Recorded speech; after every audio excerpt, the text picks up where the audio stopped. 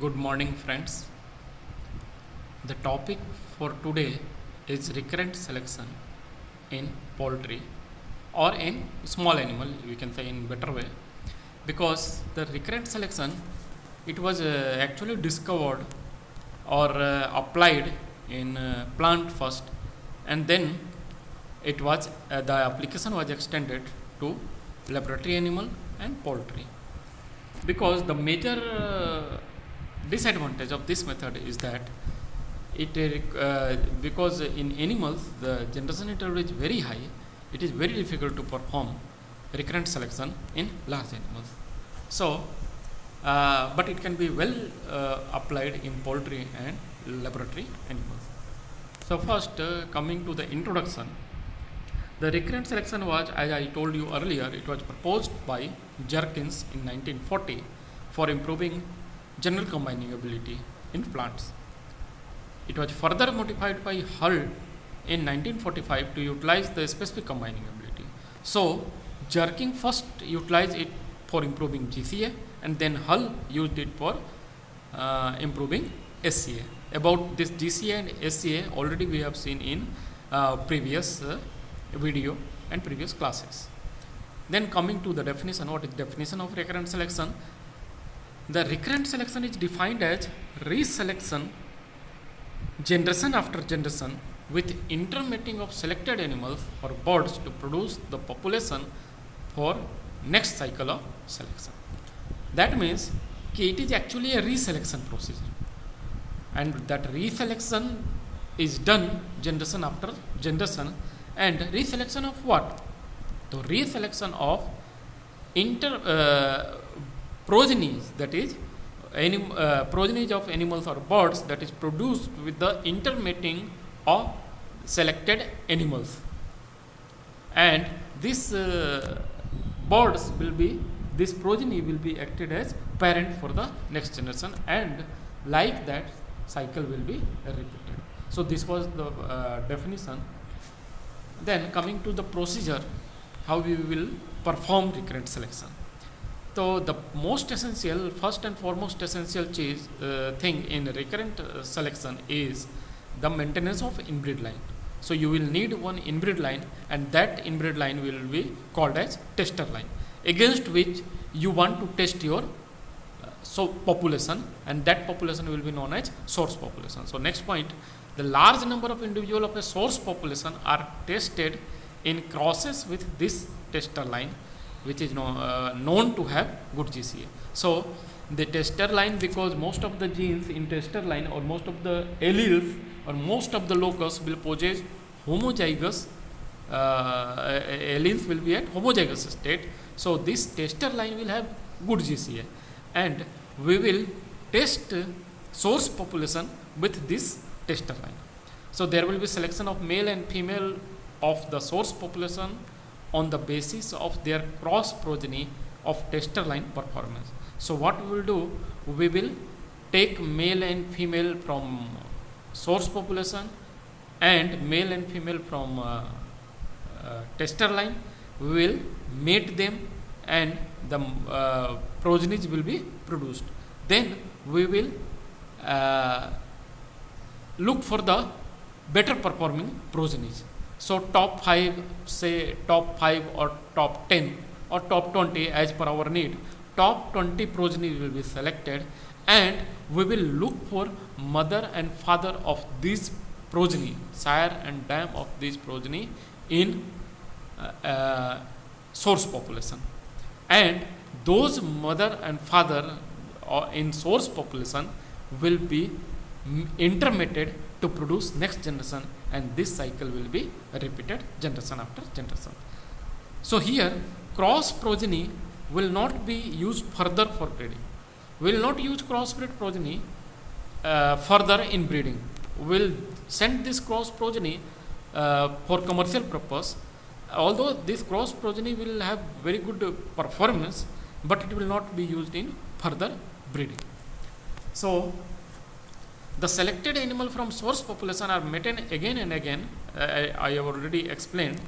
They will be mated again and again among themselves to produce next generation of complementary stock of the tester inbreeding line. The term complementary stock, why it is called complementary stock? Because the source population will act as a complementary population, because we are mating the, individuals from source population to tester line in order to test the performance of male and female from complementary stocks. That is why it is known as complementary stock. This cycle is repeated several generations till maximum progress is achieved. So by this method, GCA of only one line and SC of cross are improved.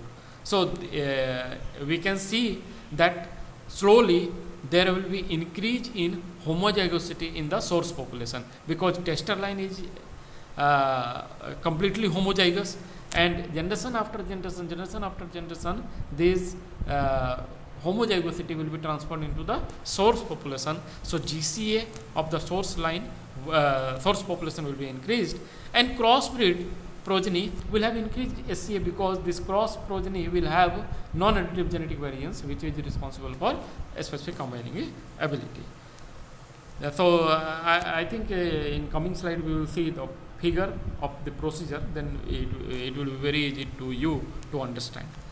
Now, but there is one problem, that is practical difficulty is there, because it is very difficult for us to maintain, to produce and maintain the tester line, that is inbreed line, because in inbreed line most of the locus will be in homozygous state, and thereby there will be uncovering of recessive homozygote, lethal recessive homozygote, there will be reproduction problem, there will be production problem. So it will be very difficult to maintain this tester line. You have to keep this tester line in modified environment. That means you have to take all the precautions to maintain this tester line, which is generally impractical to maintain in the field condition.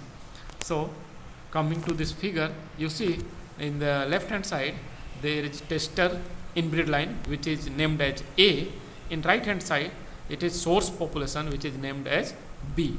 So you will see male of tester line crossed with the female of source population, and reciprocal cross will also be performed with female of tester line and male of source population.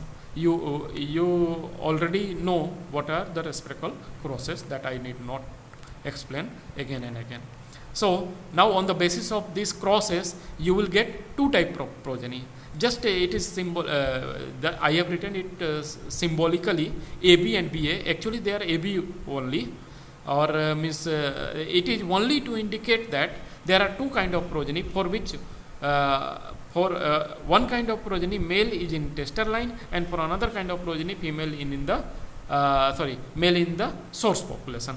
So on the basis of these progeny there will be number of progenies, and on the basis of these progenies we will